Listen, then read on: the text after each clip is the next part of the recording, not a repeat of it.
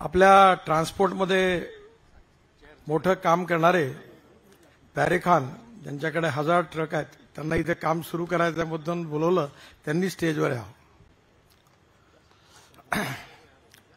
आपले खासदार आदरणीय रामदासजी, आमदार समीर कुणावार, आमदार दादाराव केचे, आमदार पंकज भोयर, माजी खासदार सुरेश वाघमारे, आदरणीय सुनील गपाट, आपले जिल्हाधिकारी राहुल कर्डिले, सुमित वानखेडे, अविनाश देव, ज्यांच्यामुळे हा प्रकल्प झाला असे जेएनपीटीचे अध्यक्ष उमेश वाघ, किशोर दिघे, अर्चना वानखेडे, ओमप्रकाश राठी, सागर कवडे, सुधीर दिवे, विशेषतः या आमच्या एनएचआयच्या ही जी कॉर्पोरेशन आहे त्याचे अध्यक्ष प्रकाश गौड, त्याचप्रमाणे आपल्या नागपूरचेच जुने कॉन्कर्ड कंपनी आहे त्याचे एक्झिक्युटिव्ह डायरेक्टर होते, तिथून रिटायर्ड झाले असे आदरणीय सत्यनाथन साहेब,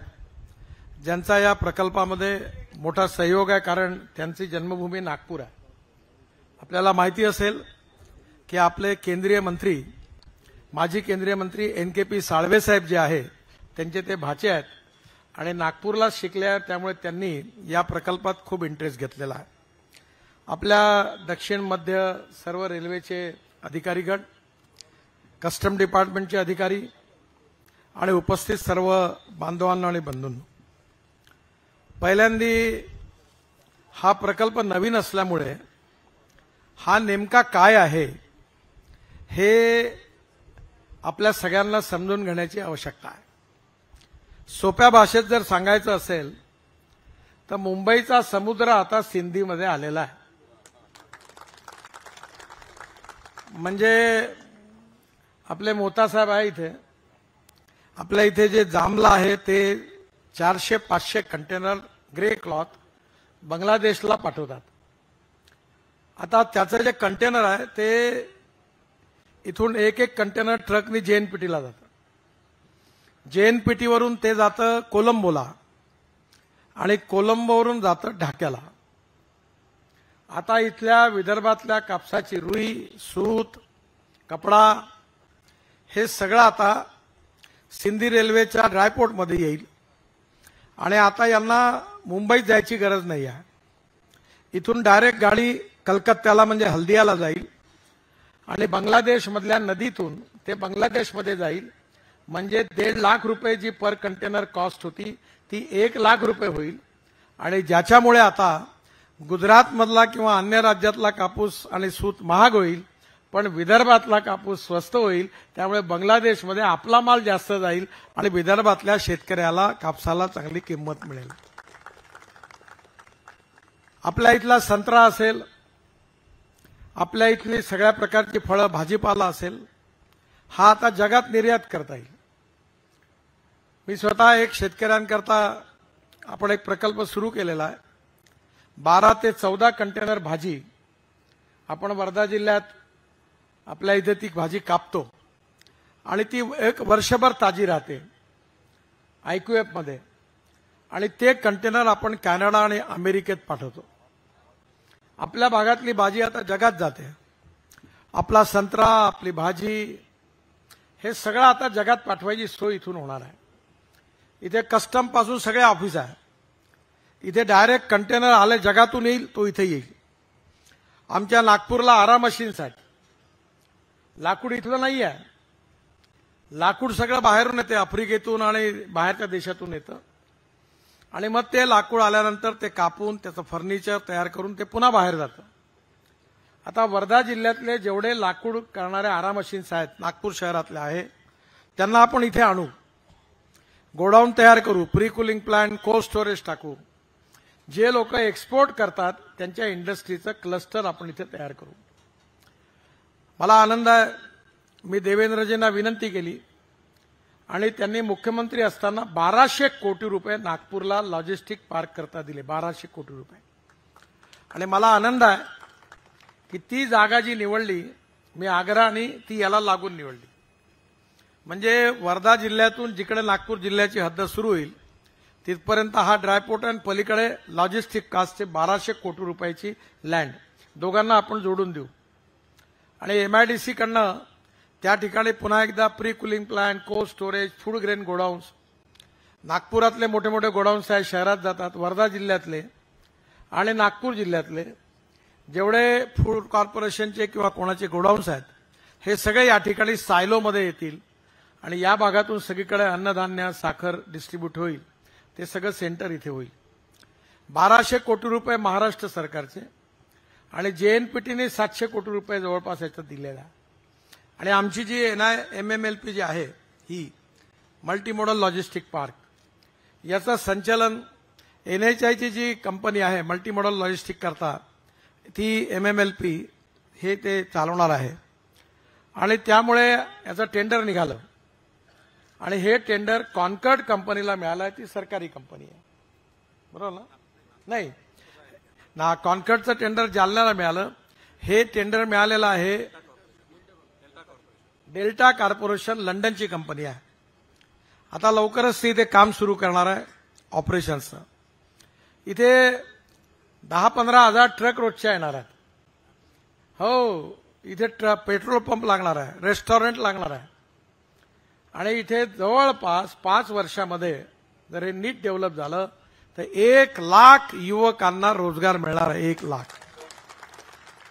आणि जसं आता सांगितलं, या युवकांमध्ये पहिल्यांदी वर्धा जिल्ह्यातल्या युवकांना प्राधान्याने रोजगार मिळाला पाहिजे असा आपण निर्णय करू आणि प्रयत्न करू.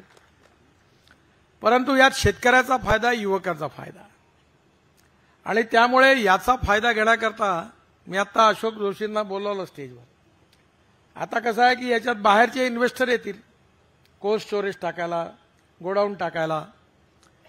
माझी विनंती आहे की वर्धा जिल्ह्यातल्या उद्योग करणाऱ्या लोकांनी पुढे यावं आणि त्यांनी इथे या विकासाच्या प्रक्रियेत भाग घ्या. उद्या लंडनची कंपनी आली आणि त्यांनी 10,000 कोटी टाकले आणि मग त्यांनी पैसे कमवून नेले, चांगलं आहे, आपण त्यांना स्वागत करू. पण आपल्या इथल्या लोकांची प्रगती आणि विकास केव्हा होईल? मी आता ॲडव्हान्टेज विदर्भ जेव्हा आम्ही घेतला तेव्हा मी आता बोलून दाखवली की विदर्भामध्ये 1000 कोटी रुपयाची गुंतवणूक करणारे जोपर्यंत कमीत कमी 500 लोक होत नाही तोपर्यंत विदर्भाचा विकास नाही होत. पण हे करण्याकरता आपल्या इथले जे चांगले यशस्वी उद्योगपती आहेत त्यांनी इथे यावं. आता जसं आपण हे निर्यात आयात, मी आता सत्यनारायण साहेबांना सांगितलं, मी बांगलादेशच्या प्रधानमंत्र्यांशी, गृहमंत्र्यांशी बोललो. त्यांना म्हटलं तुम्ही अशी एक कंपनी आपण त्याला सपोर्ट करू. आणि आपल्या इथून बांगलादेशला आता मुंबईवरून कोलंबो, कोलंबोहून ढाका नाही, आता सिंधीवरून डायरेक्ट हल्दिया म्हणजे कलकत्ता आणि कलकत्त्याहून बांगलादेश, जालन्यावरून डायरेक्ट कलकत्ता आणि कलकत्त्यावरून म्हणजे हल्दियावरून डायरेक्ट बांगलादेश. म्हणजे आता मुंबईला जायची गरज नाही. मुंबईमध्ये ट्रॅफिक जाम आहे. हे जेएनपीटी जे अध्यक्ष आहे इथे, त्या जेएनपीटीमध्ये तुम्ही रस्त्यावरचा ट्रॅफिक जाम काहीच नाही. यांना 1600-1800 कोटी रुपये वर्षाचा प्रॉडक्ट आहे. मी जेएनपीटीचा मंत्री होतो शिपिंगचा आणि तेव्हा मी कल्पना काढली की यांना एवढं हँडल करणं कठीण जातं. म्हणून आता नाशिकला एक ड्रायपोर्ट, सॅटेलाइट पोर्ट, एक सिंधीला एक ड्रायपोर्ट, एक जालन्याला ड्रायपोर्ट, मराठवाडा करता जालना, विदर्भा करता सिंधी आणि पश्चिम महाराष्ट्राकरता नाशिक. आणि म्हणून या तिन्ही ठेव द्राक्ष तिथूनच निर्यात होतील. आणि एक ट्रक कंटेनर नेला तर ट्रकचं भाडं जास्त आहे, पण 40 कंटेनर डायरेक्ट आपण रेल्वेत नेलं तर ट्रॅफिक आपलं भाडं कमी आहे. म्हणजे लॉजिस्टिक कॉस्ट कमी करणं, इकॉनॉमिक व्हायबिलिटी वाढवणं आणि आपल्या भागामध्ये या निमित्ताने उद्योगाचा विकास करून रोजगार देणं. मी नेहमी म्हणतो की मी फक्त 4च जाती मानतो. मी पाल एकाला सांगितलं, जो करेगी जात की बात उसको पडेगी कसके लात. मी हे जातीवाद फातीवाद मानत नाही, त्याच्यामुळे मी म्हणलं सगळे आपले आहेत. तर मी परवा ही गोष्ट सांगितली सगळ्यांना की माणूस हा खरं म्हणजे गरीब असतो. गरीबाला जात, पंथ, धर्म आणि भाषा नसते. ज्या भावामध्ये पेट्रोल हिंदूला मिळतं त्याच भावात मुसलमानाला मिळतं. ज्या भावामध्ये रेशनची साखर दलित माणसाला मिळते ती भाकर शेड्यूल ट्राईबवाल्याला तेवढ्या भावात मिळते. त्यामुळे आपला समाज जर सुखी करायचा असेल तर चारच जाती महत्वाच्या आहेत: युवक, महिला, कामगार आणि शेतकरी. युवकाला रोजगार मिळाला पाहिजे, महिलांना बरोबरीचे अधिकार करून त्यांचं सशक्तीकरण झालं पाहिजे, कामगाराला सस्टेनेबल डेव्हलपमेंटमध्ये त्याच्या श्रमाचा योग्य मोबदला मिळाला पाहिजे, आणि शेतकरी आणि शेतमजूर याच्यामध्ये दोघांनाही सुखी समृद्ध करायचं असेल तर शेतमालाला चांगली किंमत मिळाली पाहिजे आणि शेतीवर आधारित उद्योग झाले पाहिजे. हे जर करायचं असेल तर व्हॅल्यू ॲडिशन करावं लागेल, आणि व्हॅल्यू ॲडिशन करण्यामध्ये आपल्या विदर्भातल्या लोकांनी पुढे यावं, ही माझी आपल्या सगळ्यांना विनंती आहे. पंकज भोयर आणि आता तडस साहेबांनी सांगितलं की या प्रकल्पात अनेक अडचणी आल्या. सरकारमध्ये अडचणी येतातच, कारण सरकारमध्ये काम करत असताना कोणीतरी एक अंडर सेक्रेटरी काही नियम लिहून जाते आणि तोच सरकार चालवते. म्हणजे त्याच्यावर सगळ्या मंत्री असे सगळे सही करते. एकाने सांगितलं सिगरेट पिऊ नका, कुठेतरी एक जॉईंट सेक्रेटरी नियम करते की सिगरेट बाथरूममध्ये पिऊ नका, तर ते दुसरीकडे म्हणते वा कुठेही प्या, पण बाथरूम नियम आहे, सरकारचा नियम आहे. मला बाळासाहेब ठाकरे म्हणाले जीईडी काय भानगड आहे म्हणे. पुढे काय म्हणाले ते बी नाही सांगत. त्याच्यामुळे आपल्याला लेटरपेक्षा स्पिरिट महत्वाचं आहे, आणि म्हणून जेएनपीटीचा यात फायदा असा आहे की इथून बरेच कंटेनर जे जगात जातील ते रेल्वेने 40 कंटेनर जेएनपीटी त्यांना बिझनेस मिळेल. मुंबईचा जेएनपीटीचा ट्रॅफिक जाम करून डायरेक्ट टँकर गेला का डायरेक्ट जहाजात चढेल, आणि त्यामुळे आपल्याला या ठिकाणी रोज आता रेल्वेच्या 50-60 अशा गाड्या येतील, इथे कंटेनर येतील, गोडाऊन्स तयार होतील, ट्रान्सपोर्टरला काम मिळेल, पेट्रोल पंप येतील, बँक होतील. आता माझी पंकज भोयर आणि समीर कुणावार आणि जिल्हाधिकारी साहेबांना विनंती आहे, आपण एक चुकी करतो. आपण एमआयडीसी बुटीबोरीची मोठी उभी केली, हिंगण्याला उभी केली, पण एमआयडीसीला मी जेव्हा आमदार म्हणून तुम्ही इथे एक स्मार्ट सिटी तयार करा, ते आमचं काम नाही, ते माडा करेल. माडा म्हणते आमच्याजवळ प्रायोरिटी नाही, आणि त्याचा परिणाम काय झाला, जिथे इंडस्ट्रियल एरिया झाला तिथं अनधिकृत झोपडपट्ट्या तयार झाल्या, आणि निवडणुकीच्या काळात आम्ही त्या रेग्युलराईज केल्या. हे कलेक्टर साहेबांना सांगतो रेग्युलराईज करा. तर तुम्हाला माझी विनंती अशी आहे की सिंधी रेल्वे आणि सेल्डो या 2 गावात शक्यतोवर सरकारी जागा बघून आणि प्रायव्हेट लोकांना इन्व्हॉल्व करून आता इथे चांगली टाउनशिप तयार करा, म्हणजे इथे काम करणाऱ्या मुलांना आपलं घर इथेच मिळेल, खेळाचं मैदान मिळेल, मार्केट मिळेल, मनोरंजनाची साधनं मिळतील, आणि स्वतःच्या हक्काच्या मालकीचं घर बनेल. अशी स्मार्ट सिटी आपण या भागात तयार करा, म्हणजे खऱ्या अर्थाने त्याची डेव्हलपमेंट आणि विकास होईल. त्याच्या मुलांकरता चांगली शाळा लागेल, इंग्लिश मीडियम चांगली स्कूल त्या ठिकाणी येईल, आणि त्यामुळे सिंधीचं एकंदर वैभव वाढेल. ते नगरपालिकेमध्ये येईल, सेल्डोचे वेगळे आहे, पण सिंधीचे डेव्हलपमेंट सिंधीमध्ये येईल, आणि त्यामुळे गावात पर्चेसिंग पॉवर वाढेल. पर्चेसिंग पॉवर वाढली तर किराणाचं दुकान आणि कपड्याचं दुकान चालेल, हॉटेल चालेल, रेस्टॉरंट चालतील. आता नागपूरला मिहानमध्ये 68,000 इंजिनियर्सला नोकऱ्या मिळाल्या, त्यांना 30,000 40,000 रुपये महिना मिळतो. पैसे कुठे जातात? पैसे कोणी खाली ठेवत नाही, रेस्टॉरंटमध्ये जातात, कॉफी शॉपमध्ये जातात, कपडे विकत घेतात, मॉलमध्ये जातात, गाडी विकत घेतात, स्कूटर विकत घेतात, म्हणजे ऑटो रिक्षाने जातात, ओलाची टॅक्सी बोलवतात. का? कारण खिशात पैसे आहे म्हणून. त्यामुळे इकॉनॉमी मल्टिप्लाय होते. त्यामुळे आपल्याला या प्रकल्पाचा आधार घेऊन, आणि देवेंद्रजींनी 1200 कोटी दिले आहेत, भरपूर मोठ्या industrial cluster, godowns, pre cooling plant, cold storage, इथे जागा रिझर्व्ह ठेवली आहे. संत्र्याकरता, कोल्ड स्टोरेज करता, भाजीपाला, बटाटा, सगळं काही. ऍपल, हिमाचल प्रदेशात आणि काश्मीरात जर ऍपलचा भाव स्वस्त असेल आणि आपण ट्रकने पूर्ण ऍपल एक आणले इथे आणि गोडाऊनमध्ये ठेवले, आणि जेव्हा भाव असेल 15-20 रुपये तेव्हा खरेदी केले त्यांनी, आणि जेव्हा 60 रुपये 80 रुपये भाव झाला तेव्हा विकले, तर पैसे मिळतील.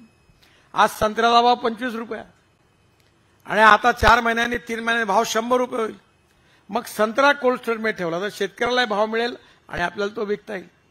त्यामुळे येणाऱ्या काळामध्ये आपल्याला सगळ्यांचं कल्याण कसं होईल याचा विचार करावा लागेल. उद्योग आणि व्यापाराकरता फायदा असा आहे की देशामध्ये आपली लॉजिस्टिक कॉस्ट 16% आहे, म्हणजे आपल्या एक्सपोर्टमध्ये ही एक अडचण आहे. चायनामध्ये 8 ते 10% आहे, युरोपियन कंट्रीजमध्ये 12% आहे, अमेरिकेत 12% आहे आणि भारतामध्ये 16% आहे. आणि आम्ही आता प्रयत्न करतोय, आम्ही असे रोड बांधतोय की त्यामार्फत ही सिंगल डिजिट म्हणजे 9% आली पाहिजे. आता समृद्धी महामार्ग झाला. आता पहिले मुंबई नागपूर ट्रक जायला 40 तास लागत होते, आता 15 तासात जाईल. त्यामुळे तेवढं डिझेल कमी लागेल, वेळ वाचेल. जो महिन्यातून साधारणतः 6 ट्रिपा मारत होता तो आता 8 ट्रिपा मारेल आणि त्यामुळे त्याचा फायदा वाढेल. त्यामुळे लॉजिस्टिक कॉस्ट कमी झाली तर आपला एक्सपोर्ट वाढेल आणि एक्सपोर्ट जर वाढला तर नक्कीच आपल्या इथल्या सगळ्या तरुण मुलांना रोजगार मिळेल आणि देश श्रीमंत होईल. त्यामुळे नागपूर हे 0 माईल आहे आणि नागपूरला लॉजिस्टिक कॅपिटल आम्ही करायचं ठरवलं आहे. मी याला नागपूरच्या वेगळं मानत नाही. नागपूरचे गोडाऊन सगळे इथे आणणार आहे. त्यामुळे नागपूर 0 माईल आहे, हे देशाचं लॉजिस्टिक कॅपिटल बनावं आणि ते सिंधी रेल्वे आणि हा परिसर या देशाचं लॉजिस्टिक कॅपिटल बनावं, हा आपला सगळ्यांचा प्रयत्न आहे. मला पंकजनी सांगितलं की आपल्याला ब्रॉडगेज मेट्रो सुरू करायची आहे. नागपूर ते अमरावती, नागपूर ते चंद्रपूर, नागपूर ते गडचिरोली, नागपूर ते छिंदवाडा, नागपूर ते गोंदिया आणि नागपूरपासून आपण ही जी करणार आहे मेट्रो, त्यातली अडचण एकच होती की नागपूर ते वर्धा हा रेल्वेचा जो मार्ग आहे हा बिझिएस्ट कॉरिडॉर आहे. मुंबई दिल्ली, मुंबई कलकत्ता आणि दिल्ली मद्रास याच्यामध्ये हे नागपूर ते वर्धा येते आणि 2च लाईन होत्या आणि त्याच्यामुळे इथे गाड्या सोडायला यायला वेळच नाही आहे. म्हणून आपण याचा 4 लेनचं काम हातात घेतलं. नागपूर ते इटारसी 4 लेन होऊन राहिल्या, नागपूर ते गोंदिया 4 लेन होऊन राहिल्या आणि नागपूर ते वर्धाही पण 4 लेन होऊन राहिल्या. मध्ये अडचण आली, मी आपल्या जिल्हाधिकारी होत्या, महिला अधिकारी त्यांना फोन करायचो, त्यांना म्हणलं हे सगळे प्रश्न सोडवा. आणि आता नांदेड पासून वर्धेला रेल्वे येणार आहे, म्हणजे नांदेड नागपूर रेल्वे होणार. तर पुढे आपण नागपूर ते यवतमाळही मेट्रो चालू करू ब्रॉडगेज वर्धेवरून. आणि त्यामुळे जशी हे रेल्वे लाईन उपलब्धता होईल तसं रेल्वे मंत्र्यांनी मला सांगितलं की आपण हे सुरू करू. मला विश्वास आहे की नक्कीच त्यामुळे नागपूर ते वर्धा हे अंतर 35 मिनिटात मेट्रोने जाता येईल. कारण 120 किलोमीटरची स्पीड ॲव्हरेज आहे. प्रत्येक सेकंदवर 1 मिनिट 1.5 मिनिट थांबेल आणि पुढे जाईल. आणि नागपूर मेट्रोने मान्य केलं की आम्ही सगळे स्टेशन चांगले करू. त्याचा MOU झाला, करार पण झालेला आहे. त्यामुळे मी दिलेल्या शब्दापैकी हा एक राहिलेला आहे. दुसरा, आज मला माहिती आहे हा जो रस्ता आहे सिंधी ती सेलदो हा भयंकर खराब आहे आणि या रस्त्याला 4 लेन कॉन्क्रीट करण्याची मी घोषणा करतो आणि 8 दिवसात याचं काम सुरू होईल. 106 कोटी रुपयाचं काम मंजूर झालेलं आहे. NHAI तर्फे हे काम ताबडतोब सुरू होईल. आणि आता या रस्त्याच्या बाजूने सेलडोला आणि सिंधीला आता अर्बन डेव्हलपमेंट कशी करायची याची रामदासजींनी आणि समीर आणि पंकजजींनी जिल्हाधिकाऱ्यांच्या बरोबर बसून योजना तयार करावी आणि एक चांगली स्मार्ट सिटी ज्यात पाणी उपलब्ध आहे हेही केलं पाहिजे. आपल्या वर्धा जिल्ह्यातल्या माधव कोटस्थानेनी महाराष्ट्रातने देशात नाव कमवलं. आज वॉटर कॉन्झर्वेशनमध्ये या NGOच्या सगळे लोक बोलवतात, सगळे सरकार बोलवतात, मुख्यमंत्री बोलवतात, तामसवाडा प्रकल्प बघतात. धावणाऱ्या पाण्याला चालायला लावा, चालणाऱ्या पाण्याला थांबायला लावा, थांबलेल्या पाण्याला जमिनीला प्यायला लावा. गावातलं पाणी गावात, घरातलं पाणी घरात आणि शेतातलं पाणी शेतात. माझ्याकडेच यशस्वी झालाय. माझ्याकडे 3 विहिरी आहेत. पहिले 1.5 घंटा पंप चालायचा. मी माझ्या शेतासमोरचा नाल्याचं खोलीकरण रुंदीकरण केलं आणि आता माझ्याकडे 7.5 हार्स पॉवरचे 3 सोलर पंप आहे आणि माझ्याकडे आता 12 तास पॉवर आहे. सोलरवर पंप चालतात आणि माझी 60 एकर जमीन पाण्याखाली आली. माझ्या पत्नीला यावेळी 2 पुरस्कार मिळाले. एक मिळाला 11 क्विंटल एकरी सोयाबीन निघाला म्हणून, नाही तर साला 5 क्विंटल शिवाय होतच नव्हता. तोही 11 क्विंटल काही फार आनंदाची गोष्ट नाही आहे. अमेरिकेत 30 क्विंटल एकरी होतो, अर्जेंटिनामध्ये 28 क्विंटल होतो, ब्राझीलमध्ये 27 क्विंटल होतो आणि वर्धा जिल्ह्यात नागपूर जिल्ह्यात मला वाटते 5-6चा ॲव्हरेज आहे. सिंधीवाले कापूस वगैरे मोठा काढणे काय ते जास्त असेल तर, पण आपल्याला माझ्याकडे एकरी 85 टन ऊस झाला आणि आता ऊसामध्ये लखोपती शेतकरी झाले. आपल्या भागामध्ये 110 टन हे ऊस काढणारे, 105-110 टन काढणारे 25 शेतकरी तयार झाले आपल्या कारखान्यात आणि त्यांना आज हमखास करोडोमध्ये उत्पन्न व्हायला लागलं. त्यामुळे आपला शेतकरी समृद्ध होणं, संपन्न होणं हे खूप आवश्यक आहे. आणि त्यामुळे आपल्या इथे आता मदर डेअरी आली बुटीबोरीला. वर्धा जिल्ह्यामध्ये मदर डेअरी भरपूर सेंटर चालवते. दिवेसाहेबाकडे त्या ब्राझीलमधली गाय तयार झाली. माझं स्वप्न आहे की विदर्भातली प्रत्येक गाय 20 लिटर दूध देणारी झाली पाहिजे, देशी गाय. हाही प्रकल्प आहे. आमदारांनी सगळ्यांनी लक्ष घालावं. दिवेसाहेबांना माहिती आहे की ब्राझीलमध्ये जे गीर गाय गेली होती 1952 साली, तिथे आता ती गाय तिच्यापासून झालेली गोरी गीरची 60 लिटर दूध देते. तिचा जो सांड होता बुल, त्याचं सिमेंट आणून ते आपण इथल्या गायींना दिलं आणि आता जसं टेस्ट ट्यूब बेबी होते तशी टेस्ट ट्यूब गोरी होते. महाराष्ट्रातल्या देशातल्या 2 प्रकल्पाचं उद्घाटन मी केलं. एक प्रकल्प पवार साहेबांनी बारामतीत सुरू केलेला आहे आणि एक सांगलीला चितळे साहेबांनी सुरू केलेला आहे आणि मी नागपूरला वेटरनरी युनिव्हर्सिटीमध्ये सुरू केलेला. आणि त्याच्यामुळे आता 2 लिटरची गोरी आणायची. मग काऊचं सुपर स्पेशालिटी हॉस्पिटल फॉर काऊ आणि गाईला ऍडमिट करायचं आणि तिला टेस्ट ट्यूब गोरी तयार करायची. आणि आता टेक्नॉलॉजी अशी आली आहे का 100% गोरीच होईल, गोरा नाही होणार. म्हणजे बेटी बचाव अभियानाची गरज नाही आणि ती गोरी 20 लिटरची होईल. दिवेसाहेबाकडे झाल्या 8-9 गोरे हे सगळे ह्याच्यातून आले, टेस्ट ट्यूब गोरी आणि गोऱ्या. आता ती जी गोरी तयार होईल ती 20 लिटर दूधवाली होईल आणि जर 20 लिटर दूध झालं तर कशाला शेतकरी आत्महत्या करेल. आणि आता इथे बाजूला बुटीबोरीमध्ये 450 कोटी रुपये मदर डेअरीचा प्रकल्प आपण आणला. आता आपण 4.5 लाख लिटर दूध घेतोय. माझं स्वप्न आहे की 30 लाख लिटर दूध रोज घ्यायचं आहे. शेतकऱ्यांचं दूध जर घेतलं गेलं वर्धा जिल्ह्यातल्या सगळ्या विदर्भातल्या, तर दुधापासून पनीर, श्रीखंड, रसगुल्ले, दही सगळं तयार होईल आणि मदर डेअरीचे प्रॉडक्ट या ठिकाणून जगात निर्यात होतील आणि विदर्भातल्या शेतकऱ्यांना दुधाकरता चांगला भाव मिळेल. त्यामुळे आपल्याला एकामागून एक या योजनांचा फायदा घ्यायचा आहे. आणि त्यामुळे माझी आपल्याला नक्की विनंती आहे की येणाऱ्या काळामध्ये आपण सगळ्यांनी या प्रकल्पाचा फायदा घ्यावा. विशेषतः रस्त्याबद्दल मी काही बोलतच नाही. आतापर्यंत मी सगळे पूल, रस्ते जवळपास मंजूर करून दिले. कोणी निवेदनं देतच नाही काही. आता एक दादा केचे आपल्या आर्वीतून पूल करा म्हणतात. तुमचं घर असेल गल्लीत तर ते बघून घ्या ना, तिथेही करून टाकू. मी आमच्या कृष्णा खोपडेंना सांगितलं का त्यांचं घर सतरंजीपुऱ्यात आहे, तर तिथून तुमच्या घरावरून टनेल खोदून एअरपोर्टवर जाते का बघा म्हटलं. सगळ्या टनेल रोड संपले आता. पण दादांचं म्हणणं आहे ते बघू. पण बाकी वर्धा जिल्ह्यामध्ये नॅशनल हायवे जवळपास किती पट 160 किलोमीटरचा आता 560 झाला, म्हणजे 4 पट वाढलेला आहे. आणि नुसताच केला नाही आपण, त्याच्यावर पैसे खर्च केले.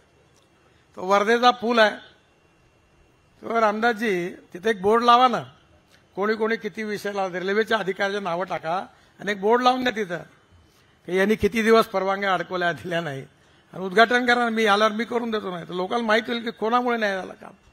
आता किती दिवस झाले ते चालू आहे. त्याच्यामुळे जवळपास रेल्वे आरोपी इथलाही सिंधीचा रखडला होता. मला निवेदन मिळालं, आता बहुतेक झाला तो. हो, मी ते जयस्वालला म्हटलं लावता. मला जेव्हा मागच्या वेळी आलो तेव्हा कळलं होतं. तेव्हा मला आनंद आहे की चांगले रस्ते होतात आहेत, सिंचनाच्या सुविधा होतात आहेत, कृषी मालावर प्रक्रिया करणारे उद्योग आपल्याकडे येतात आहेत, दुधावरचे येतात आहेत. आपल्या जिल्ह्याचा विकास झाला पाहिजे. आपल्या जिल्ह्यातला शेतकरी समृद्ध संपन्न झाला पाहिजे. युवकाला रोजगार मिळाला पाहिजे आणि विशेष रूपाने शेतकरी, शेतमजूर यांचं कल्याण झालं पाहिजे. महिला बचत गटाच्या माध्यमातून महिलांचं सशक्तीकरण झालं पाहिजे आणि डेव्हलपमेंटच्या बरोबर स्मार्ट सिटी नाही, स्मार्ट विलेजेस पण तयार झाले पाहिजे आणि आपलं सगळ्यांचं जीवनमान उंचावलं पाहिजे. हीच खऱ्या अर्थाने आपल्या सगळ्यांचं स्वप्न आहे आणि या स्वप्नाची आज सुरुवात झाली. ही केवळ ट्रेलर आहे, असली फिल्म सुरू होना और बाकी है. खूप मोठं काम होणार आहे आणि 1200 एकर जागा आता आजच कलेक्टरशी मी बोललो. हर्षदीप कांबळे साहेब जे उद्योग शेतकरी सचिव आहेत त्यांनी कॅबिनेटला नोट पाठवलेली आहे. लवकरच ते होईल, त्याचंही काम सुरू होईल. दोघांना आपण एकत्र जोडू आणि हा मल्टीमॉडल लॉजिस्टिक पार्क, हा 0 माईल नागपूरला असणारा हा भारतातलं लॉजिस्टिक कॅपिटल होईल असा आपण सगळे मिळून प्रयत्न करू. पुन्हा एकदा वर्धा जिल्ह्यातल्या शेतकरी शेतमजूर सगळ्यांना खूप खूप शुभेच्छा. JNPTचा मी शिपिंगचा मंत्री होतो तेव्हा निर्णय केला, पण JNPTने सातत्याने मदत केली, याबद्दल वाघ जे आहेत त्यांना धन्यवाद. आमचे प्रकाश गौड, सत्यनारायण साहेब, रेल्वेचे सगळे अधिकारी. काल ही ट्रेन आली, पहिल्यांदा 25 किलोमीटर पर घंटा ट्रेन चालते, पण या आणण्याकरता यांनी 55 किलोमीटर प्रति घंट्यानी फास्ट आणली. ते सत्यनारायण साहेब आपल्या मोबाईलवर बघत होते काही केव्हा येते. बल्लारशाला आली, आता कुठे आली. ही हैदराबादवरून आपल्या इकडे आली. आज आपल्या कामाची सुरुवात झाली. आणि अजून एक चांगली गोष्ट आहे ज्याच्यात कोणावर लक्ष घाला की या परिसरात काही अनवॉन्टेड स्पेसीज आहेत, त्या काढून टाकू. या भागात वॉटर कॉन्झर्वेशन करू आणि या भागात येत्या पावसाळ्यात 20-25 हजार झाडं 3-3 मीटरचे लावून या परिसराला आपण हिरवं करा, ग्रीन करा, अशी माझी आपल्याला विनंती आहे. मी आता तुम्ही नागपूरला जाताना रिंग रोड जिथे क्रॉस होतो तिथे मी बर्ड पार्क तयार करायला घेतला आहे. काम सुरू आहे तिथे आणि ऑक्सिजन पार्क आणि बर्ड पार्क त्याचं नाव आहे. आणि तिथे मी सगळे फळझाडं लावली आहे. जांभूळ आहे, आंबा आहे, चिक्कू आहे, पण माणसाला हात नाही लावता येणार. त्या फळावर अधिकार फक्त पक्ष्यांचाच राहणार आहे आणि ते पक्षी फळं खाणार आहे. सुंदर तयार केला. तर माझी तुम्हाला विनंती आहे का इथेही तुम्ही आता चांगली झाडं लावा, बांबूची लावा. हे सगळी उभार झाडं आहे, बाबूळ आहे सगळी. ते फॉरेस्टचा एक GR आहे, त्यातून स्पेसीस बघा. हा परिसर सिमेंटचे रस्ते, पाणी, वॉटर कॉन्झर्वेशन आणि त्याचबरोबर ग्रीन परिसर झाला पाहिजे. इथलं क्लायमेट बदललं पाहिजे. एवढी हिरवळ तयार करण्याची जबाबदारी त्या पंकजची आणि तुमची आहे. आणि असा सुंदर प्रकल्प तयार करा स्मार्ट सिटी, स्मार्ट विलेज बरोबर, की नक्कीच आपल्या भारतातले लोक बघायला येतील. आणि 5 लाख रुपयात घर कसं देता येईल 500 फुटाचं, ती टेक्नॉलॉजी मी तुम्हाला देऊन देईन. आणि 5 लाखात गरीबाला घर मिळालं पाहिजे. हे 15 लाखात देते माडा, ते जास्त किंमत आहे. त्याच्यापेक्षा 5 लाखात घर आणि गरीब माणसाला, मजुराला आपल्या मालकीचं उत्तम घर या स्मार्ट विलेजमध्ये कसं मिळेल याचा प्रयत्न तुम्ही जरूर करा. पुन्हा एकदा वर्धा जिल्ह्यातल्या सर्व जनतेला माझ्या खूप खूप शुभेच्छा. आणि हा प्रकल्प करत असताना अडचणी आल्या. शेतकऱ्यांना समीर कुणावरांजींनी एक आपल्या कंपाऊंड वॉलवर एक रस्ता केलेला आहे, तो कच्चा आहे. तो रस्ता त्या कॉन्ट्रॅक्टरला सांगून NHAच्या त्याला सांगून त्याला तो मुरमाचा करून द्यावा 1.5 किलोमीटर, त्याच्यावर गिट्टी टाकून तोही चांगला करून देऊ. हा कॉन्क्रीटचा रोड खडीकरण करून देऊ, त्याला खडीकरण मुरुम टाकून कच्चा चांगला रस्ता करून देऊ. त्यामुळे गावाचं कुठलंही नुकसान होणार नाही. आणि आता ही गोष्ट खरी आहे का भारतात पहिल्यांदा झालं का सिकॉमकडनं या शेतकऱ्यांनी पैसे घेतले पहिले, तेव्हा जमिनीचा अधिकार सिकॉमला आला. म्हणजे यायचं लग्न तिकडे होऊन गेलं होतं, पण पुन्हा डबल लग्न केलं आणि पुन्हा डबल हुंडा घेतला. आणि यांना पहिल्यांदा भारतात शेतकऱ्याला एकाच जमिनीचा 2 वेळा मोबदला मिळाला. हे पहिलं उदाहरण आहे. आणि हे होऊ शकलं याचं कारण काही असेल तर रामदास तडस, समीर कुणावार, पंकज भोयर यांनी माझ्याकडे मागणी केली आणि मी शेतकऱ्यांच्या बाजूने भयंकर कनवाळू असल्यामुळे मी सांगितलं आउट ऑफ वे जाऊन कायद्याला ओव्हररूल करून आपण त्या शेतकऱ्यांना पैसे दिले आणि त्यांना डबल पैसे मिळाले. आता त्या शेतकऱ्यांच्या जमिनी घेतल्या, त्यांच्या मुलांना आपण इथे काम पण देऊ आणि त्यांनाही पण सुखी समृद्ध संपन्न करू असा विश्वास व्यक्त करतो. आणि पुन्हा एकदा आपल्या सगळ्यांना शुभेच्छा देतो. खूप खूप धन्यवाद. नमस्कार. खूप खूप धन्यवाद साहेब, मनापासून धन्यवाद. कारण इथल्या सगळ्या भागाचा बदलणारा चेहरा मोहरा केवळ आपल्यामुळे आता साकार होणार आहे. आपल्या या ड्रायपोर्ट करता आपण एक समिती तयार करू. आपल्या खासदार अध्यक्ष राहतील, आपले दोन्ही आमदार ज्यांच्या क्षेत्रात ते सदस्य राहतील, त्या समितीमध्ये जिल्हाधिकारी पण राहतील आणि समितीमध्ये विशेषतः ट्रेड आणि इंडस्ट्रीमधले 5 नावं ज्यांचा संबंध आहे ते आणि 2 जनरल कॅटेगरीचे अशी लिस्ट करून समीर तुम्ही रामदासजी म्हणून मला द्या. आपण त्याला सल्लागार मंडळ म्हणून करू आणि वेळोवेळी त्याची महिना दिवस मीटिंग घेऊ आणि त्यांच्या मार्गदर्शनाने आपण हा प्रकल्प पुढे चालू. एबीपी माझा, उघडा डोळे बघा नीट.